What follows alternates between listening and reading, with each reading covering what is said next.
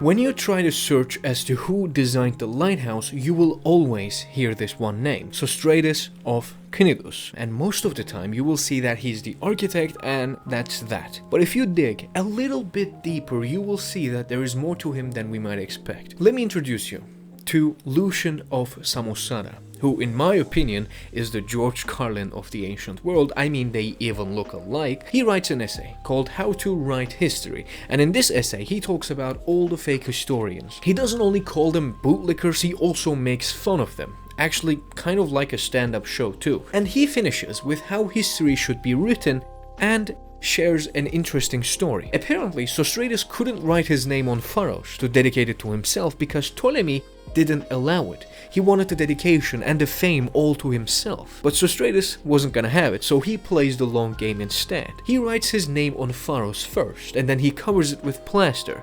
And only then he writes the name of the reigning king, because he knew, as it actually happened, that the plaster would fade away with time, revealing the true architect. Now, the modern ideas take this as apocryphal, which means it's probably not reliably sourced, or it could even be made up, only to ensure his point that history should be written that looks to the future and does not become a prisoner of praise and fame.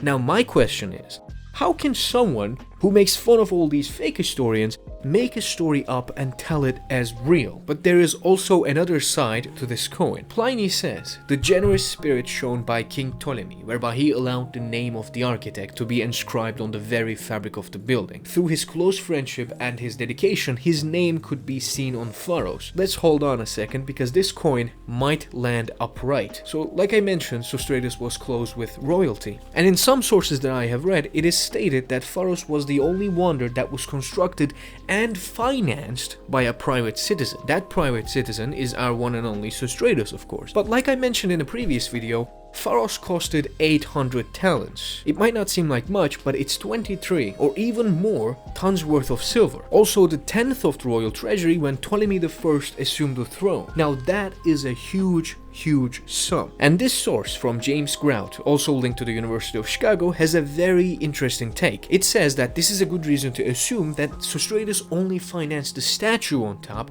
and not the whole of the lighthouse. And he might not even be the architect himself. Strabo describes him as this: a friend of the kings, a wealthy courtier and envoy of the Ptolemies. And also, there's another thing about Lucian that kind of reduces his credibility. We'll get to that later. Okay, now that I mentioned the statue, let's get into details, because it's one hell of a thing. Historically speaking, we have three different theories about who crowned the lighthouse. And the first one comes from Posidippus of Pella. He said that at night, a sailor could see a great fire blazing from its summit and not miss Zeus' Soter. Now, Soter is an epithet, by the way, that can be given to gods, kings, and it means savior. And the second one is Poseidon, because in some descriptions, he appears out of nowhere with his trident, without much or actually any explanation as to why. And lastly, we have Helios from modern archaeologists like Judith Mackenzie, may she rest in peace, from this mosaic here. Andrew Michael Chuck, an independent researcher, also introduces Alexander Helios, from coins and gems and the obvious effect of Alexander the Great. We can hardly be sure of anything, but Ken Trethewey, the father of pharology, the study of lighthouses, rather concluded this confusion. He said, why not both? It could at first be Zeus' Soter, and then, when it was modified and changed, it could be changed into Helios. Which makes a lot of sense, because we have varying reports and varying sources about what exactly crowned the lighthouse. Now, during the making of Assassin's Creed Origins, Ubisoft looked through this chaos and they saw the bigger picture. They chose Serapis. Now let me tell you why this is an amazing and a magnificent choice. Serapis didn't come from myths, legends, or poems. He was created for the purpose of one thing. Let's go back to the time when Alexandria itself was found. When Alexander the Great had this complete control over Egypt, he had so long dreamt of this amazing city, where Greeks, Macedonians, and Egyptians could live together in harmony, and of course, name it after himself. And during the foundation of the city, they had to use flour instead of chalk, because they just didn't have chalk. And after some time of hard work, birds of all kinds appear out of nowhere, and they come and devour every pinch of flour. At first, Alexander himself is afraid of this, thinking that this could be a bad omen. But soon after, his priests, his augurs, came to him and say, this is the best news we can have, because this not only means the city will have everything it needs in abundance, this is a keyword, don't forget it, but will also feed many other nations as well. And now, the city that can feed everyone must have a god to also represent them. This is what the Ptolemies must have thought. I'm assuming this round table, like King Arthur's, where they sat and decided, we will take the soul of Egypt and then put it into a Greek mold. And by soul of Egypt, I mean Osiris and Apis. And so many gods are associated with him, but his name seems to be coming from those two. And so he had the face of Zeus and the heart of Egypt, uniting both of the worlds. And a teeny tiny detail. What does he have on his head?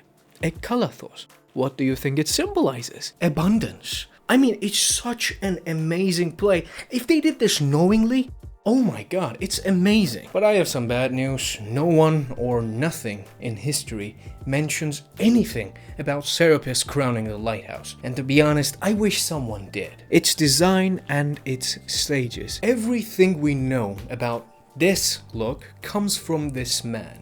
Herman Tierk. I'm sorry for pronouncing it wrong. And not just the look itself too. He is the foundation himself. You will not find a single source that does not cite him. Now, I can bore you with 5 phases in detail, or you can go and read Ken Trethewey or Herman Tierk himself. I cannot explain like they do. And Trethewey looks into each phases, leaving his commentaries. There's also another theory as for the phases by Michael Dennis Higgins in this book. He gives us 3 different phases, and they are completely different from what we are used to. And to be honest, the first phase he introduced made a lot of sense to me at first, because what is the first thing that comes to mind when I mention Pharos? It's that it's one of the 7 wonders of the ancient world, right? But here's the catch. It wasn't always on the list. Let's look at the first and original list by Antipater of Sidon. The walls of Babylon, the statue of Zeus at Olympia, the hanging gardens of Babylon, the Colossus of the Sun, and the Great Pyramid of Giza, the Mausoleum of Halicarnassus, and lastly, the Temple of Artemis. As you can see, it's not here. And it makes a lot of sense that a simple structure with a fire on top doesn't make it to the major leagues, as they were known by their scale and not their practicality. So, when did it get its VIP pass? Is it in its Roman phase that we're mostly familiar with? No. Or is it in its last stage? No again. 1540. A man named Pedro Mexia writes a book, Silva de leccion. He realizes the old lists are messy, so he merges the walls of Babylon and the hanging gardens into one slot to make some room. And the lighthouse is in. Now, why fill it with the Lighthouse of Alexandria? This is my idea, it's not source based, so I'm not giving you an absolute fact here. But look at the year. It's 1540. What was the meta of the 16th century? Navigation. It was the age of discovery. The ocean was the final boss itself. Longitude wasn't even solved yet. So the world didn't need a big structure like the others. They needed a guide that was created for the safety of the mariners. But here's the problem. By the time Pharos made it to the list, it was already gone. And when a legend dies, the lies begin. When I made the video, I realized if someone made me sit in a chair and made me watch this video, I would never watch it, especially in those visuals for 18 minutes. So I decided to add a little bit of things and split the video in half. I hope you enjoyed, and yeah.